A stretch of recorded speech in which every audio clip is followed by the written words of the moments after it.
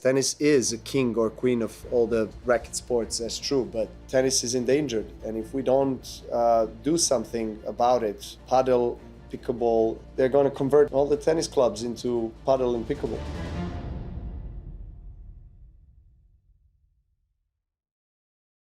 As a tennis fan, you might have seen brand new lines on the courts at your local park or tennis club, and if you haven't already, then let me blow your mind with an entirely different court shape and net, with unfamiliar faces hitting balls which happen to be, like, really loud. Which leaves you thinking, what's going on here? But here's where it gets really twisted. You then see your favorite tennis legends and celebrities endorsing this relatively unfamiliar game, not to mention the abundant corporate sponsorship and investment into the sport's professional leagues. Oh, and I should also mention that some of these tournaments are already paying competitive prize money like you might find in a professional tennis tournament. But wait a second. How did we get here? How did pickleball and padel become such an issue for tennis, and what does this mean for tennis moving forward? To answer that question, we have to look at some intrinsic problems in tennis. Tennis purists will tell you that tennis is the king of racket sports. This is because tennis had a century's worth of a head start ahead of the other racket sports. But over the years, the sport has failed to evolve in terms of making the most out of its popularity. Novak Djokovic pointed out some of these problems recently in one of his interviews at Wimbledon. Tennis is number 9 or 10 on the list of all sports in terms of using its popularity. Because tennis is a very global sport, but we don't make it accessible, we don't make it so affordable. When looking at annual media revenues of major sports globally, we find tennis in this position: rock bottom. What's even more frustrating is that the current tennis landscape seems to be a mess. Each Grand Slam is run by a separate group, and then we have the ATP, ITF, and WTA, a total of 7 different organizations with their own layers of management, PR staff, and different agendas, all pursuing their own interests. And then we have tournaments like the Davis Cup, United Cup, Hopman Cup, Ultimate Tennis Showdown, and Laver Cup, all of which seem to lack some sort of appeal and clarity for some fans. The complicated international bureaucracy that controls the sport of tennis is no doubt part of the self-sabotage that's been happening in the sport. At the end of the day, what this translates to for the consumer is that even shared match footage and gameplay are routinely blocked or given copyright strikes, and all of this is without many viable streaming options. Now, this is ironic because we're in an age where digital engagement and interaction are major determinants of a sport's growth, yet somehow corporate tennis hasn't made the most of this space. But just how did pickleball silently explode and become the fastest growing sport in America amidst the failures in tennis? The answer lies in its appeal. Let me quickly bring you up to speed on what pickleball is all about. You see, pickleball is a paddle sport that essentially combines elements from badminton, tennis, and table tennis into one game. It was invented in 1965 on Bainbridge Island in Washington State and named after the inventor's dog, Pickles. By 1990, pickleball had become an official sport in all 50 US states. Just like tennis, it's played on a court with a net at the center, and the players hit perforated balls, which travel at about the third of the speed of a tennis ball. There's a no-volley zone, referred to as the kitchen, which exists near the net, and players can't hit balls from the air as an aggressive play tactic here. Pickleball's popularity skyrocketed during the pandemic, and it moved out of niche and retirement communities into the mainstream, which is crazy because the sport had been in existence for about half a century, but not many people cared about it or its cousin, padel. But it's all in the past now. To show you just how much the sport has taken off, here are some of the top pickleball growth statistics.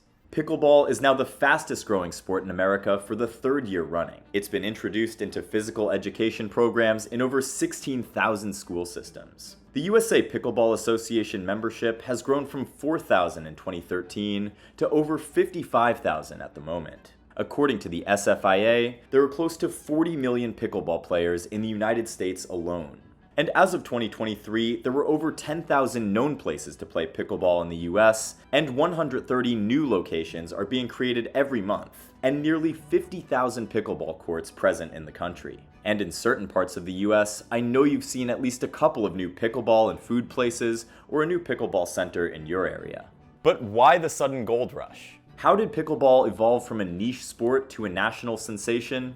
I took a look and divided the appeal of pickleball into 5 major areas. One of the key dynamics at play is the ease with which newcomers can pick up the sport. The relatively low barrier to entry in terms of equipment and court requirements makes it accessible to players of all age groups, demographics, and walks of life. Whether you're a young enthusiast or active senior, it doesn't matter. The games are played on much smaller courts too, which means less running and quicker games. In a way, this point is similar to the last one, albeit a bit more focused on the skill itself. Pickleball has a much kinder learning curve and isn't as unforgiving when it comes to technique. It's one of the reasons Andy and Jamie Murray are big fans of a similar sport, padel. Here's what Jamie Murray says. I think it's a game for everyone. Like I say to people, I could go play paddle with my dad. I couldn't really go play tennis with him, but we could pick up a paddle bat, go play and have a good game. As someone who's played both sports on a recreational level myself, and from anecdotal evidence, tennis is obviously the more difficult sport to master. Pickleball, on the other hand, gives you almost instant gratification. It's easier to learn, and pro tennis players will easily beat the crap out of any pickleball maestro, right?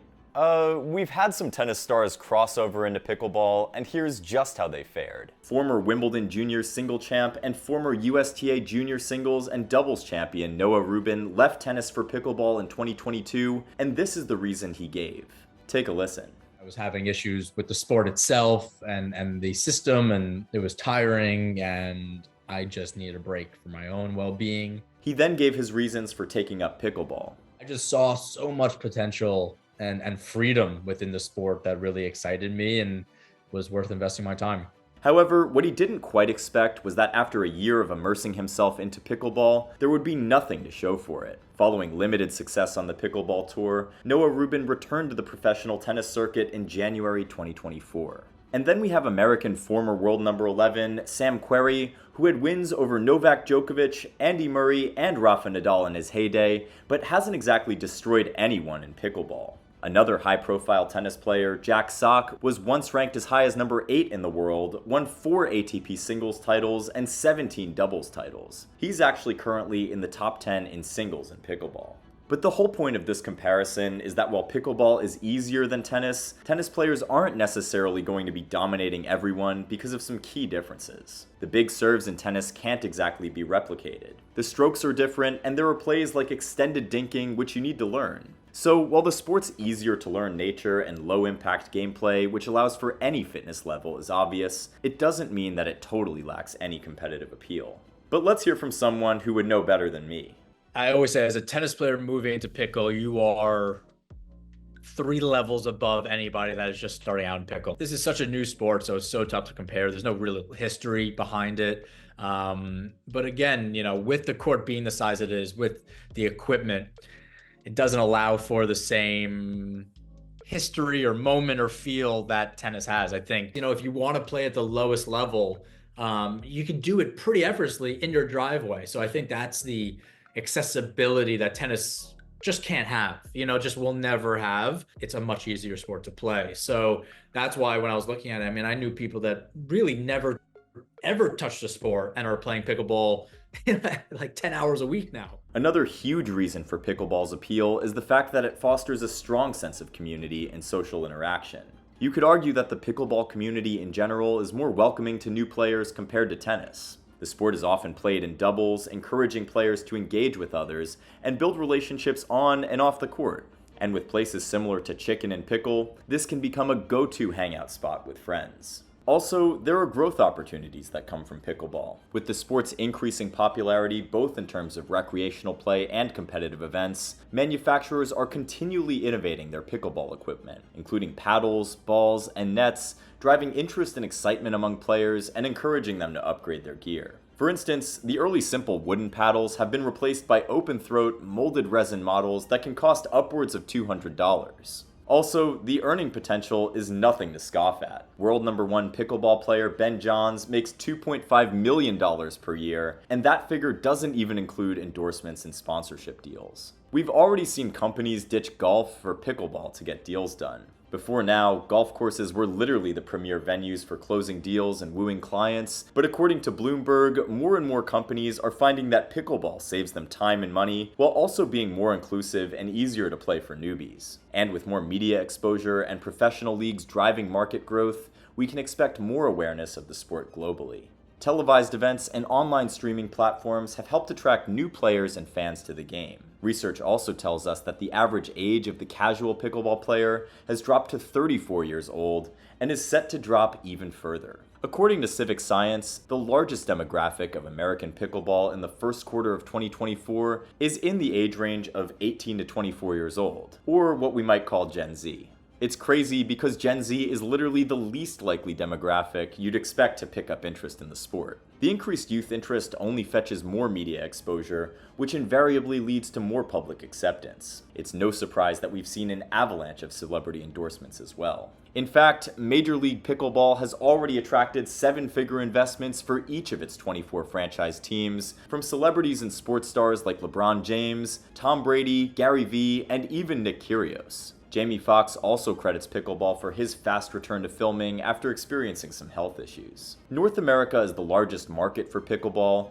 accounting for 72.2% of the global market. Europe remains the second largest market for pickleball, with a market share of 20.3%, as several European countries continue to establish pickleball associations, promoting the sport at the national level through tournaments, coaching programs, and grassroots initiatives. It's safe to say that pickleball has become a big business. Here's an overview of the market and the projected growth over the next 10 years. And here are some key statistics in pickleball for 2024. Much of the appeal around pickleball can also be seen in its cousin sport, padel. Padel originated in Mexico in the 1960s and was devised by a Mexican industrialist, Enrique Coquera, who didn't quite have enough space on the grounds of his holiday home in Acapulco for a tennis court. So what did he do? He squashed one in a space that had walls at both ends. Today, padel is a blend of squash and tennis and is played as doubles inside 4 glass walls. Like pickleball, padel remained a niche hobby for decades after its invention, until its recent explosion during the pandemic. As outdoor sports that require no physical contact, pickleball and padel didn't receive the tight restrictions seen in other sports like football and basketball, so it was easy for them to thrive even during the pandemic. Today, padel is now played in over 100 countries. The impact pickleball has had in the United States can be compared to the impact padel has had in Europe.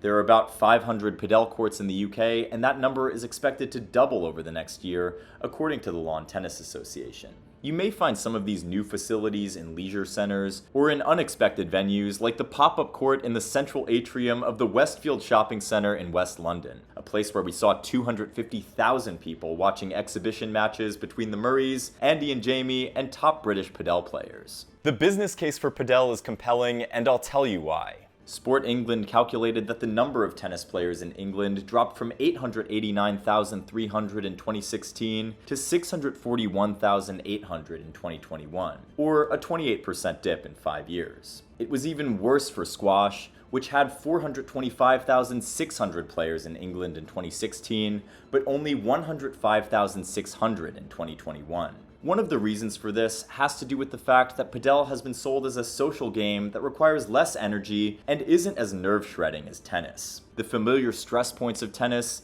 dumping your serve into the net, or constantly crashing the ball wide or long, are largely removed from padel. Just like pickleball, padel suits both children and older folks because there's less court to cover, and it also allows players of widely diverging abilities to share the same space. In 2014, there were only 6,000 padel courts in the world, but fast forward to 2022, that number had risen to 30,000.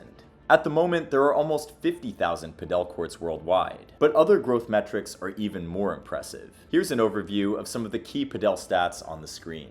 Now, most of the growth in padel has been in Europe. Spain, in particular, is a hotbed for padel and has taken over tennis as the second most popular in the sport, behind football, or soccer to us Americans. Almost half of all padel courts are located in Spain alone, and more than 6 million people have played padel in Spain in the last 2 years. Hotspots like Marbella and Seville have great weather and the facilities needed for padel to thrive. The sport is also catching fire in Sweden and in the Netherlands. Outside of Europe, Argentina is seeing more and more interest in the sport. Here's what Andy Murray says about padel.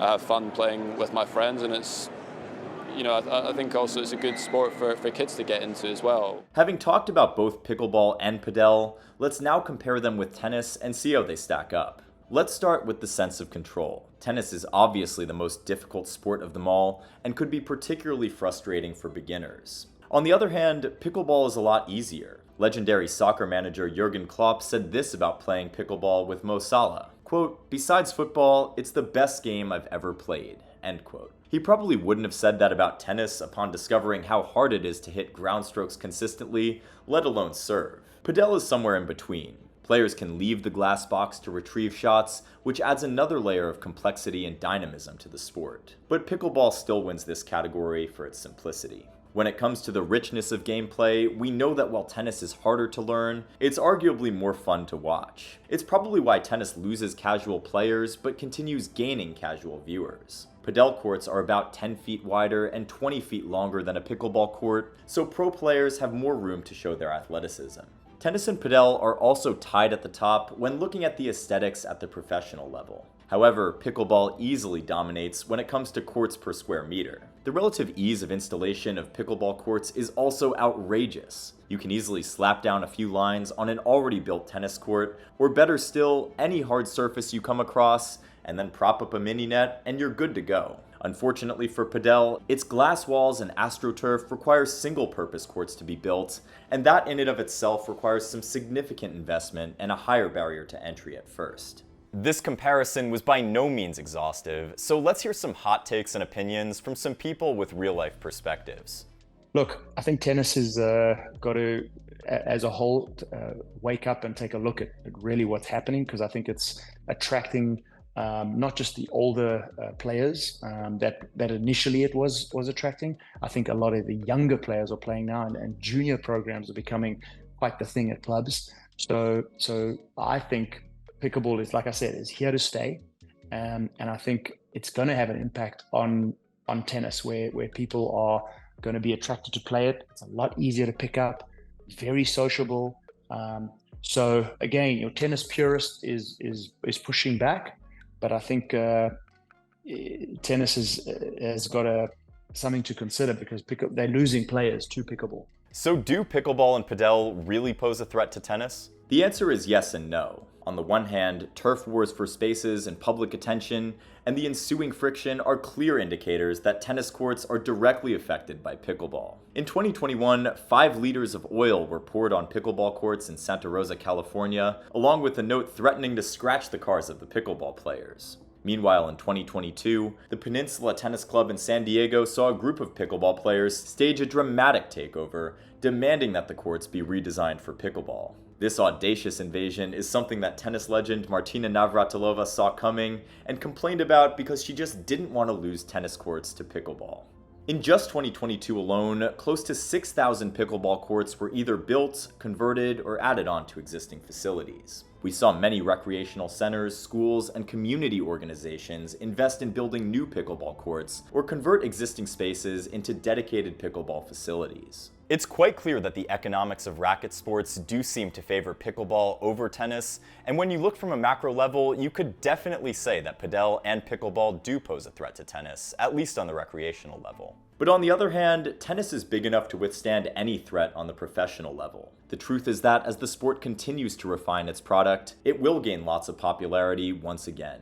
It's likely always going to be around because of its history and infrastructure at both the professional and recreational levels. For now, pickleball may have won over the casual fan or player, but those looking to compete in racket sports at the highest level are probably more likely to choose tennis over pickleball once the hype and novelty are gone. The best players in the world are undeniably talented, but pickleball's basic setup makes it almost impossible for anyone playing it to look super impressive. And yes, I know that there are advanced strategies that go into becoming a world-class pickleball player. However, the lack of physical demands to execute those strategies may become far less exciting for some fans in the years to come, and it's possible that the hype and novelty wear off in the near future. Also, let's talk about the noise pollution that's associated with these other racket sports.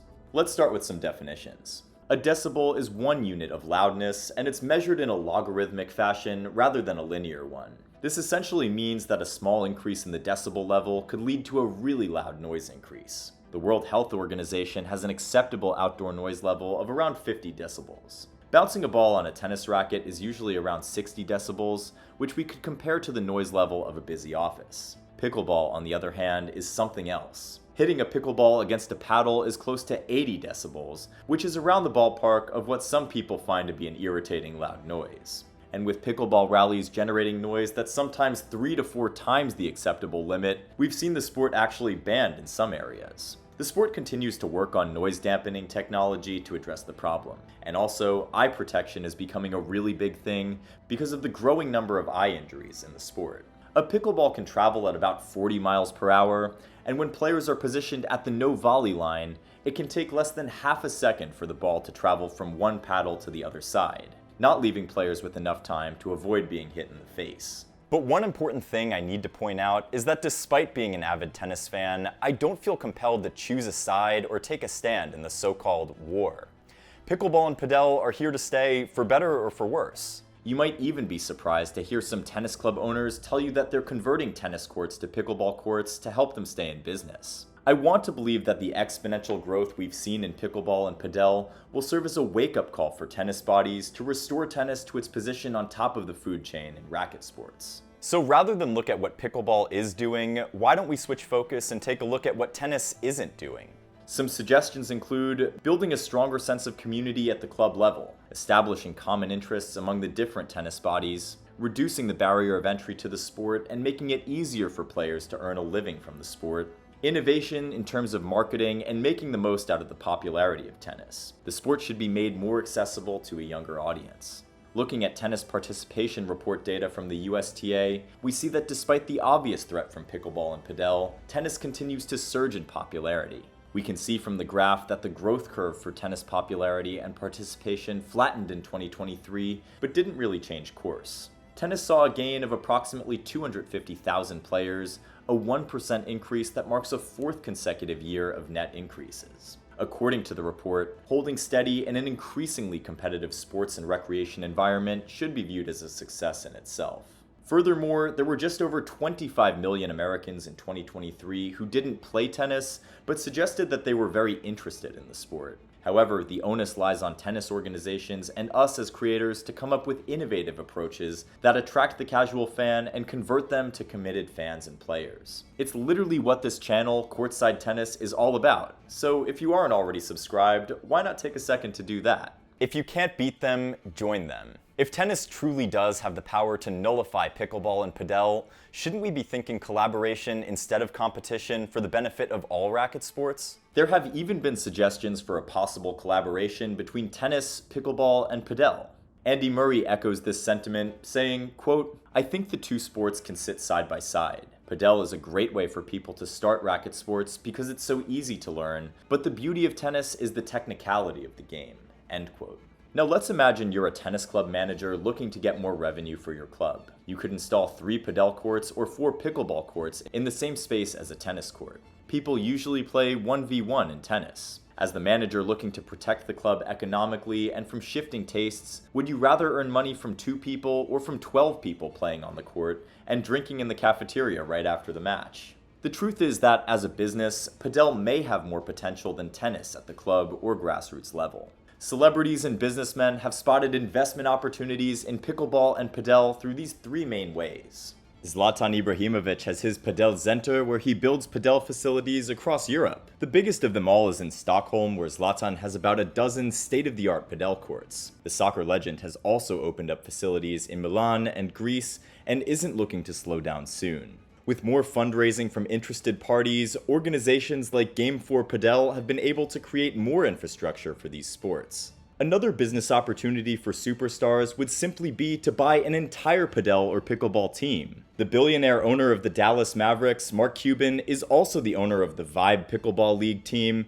and continues to make investments in the sport. With our own tennis stars Andy Murray and Serena Williams, alongside soccer legends like Lionel Messi, David Beckham, Robert Lewandowski, Zinedine Zidane, and Neymar also backing padel, it becomes clear that there are a lot of investment opportunities in the sport for them as well. George Clooney and Kim Kardashian have been seen cheering for pickleball too. The first edition of Major League Pickleball, competition between 12 teams and 48 athletes, with a prize pool of $5 million, brought with it an insane list of team owners and investors. LeBron James, Heidi Klum, Michael Phelps, Nick Kyrgios, and Naomi Osaka, to name a few. I should also mention that the DC pickleball team is bankrolled by a group that includes Desperate Housewives Eva Longoria, footballer Mesut Ozil, and model Kate Upton. Also, Naomi Osaka's agency now has a division dedicated to representing pro pickleball players, including Federico Staksrud, Anna Bright, and Tyra Black, just to name a few. One major talking point in the coming decade will be the Olympic potential of both pickleball and padel.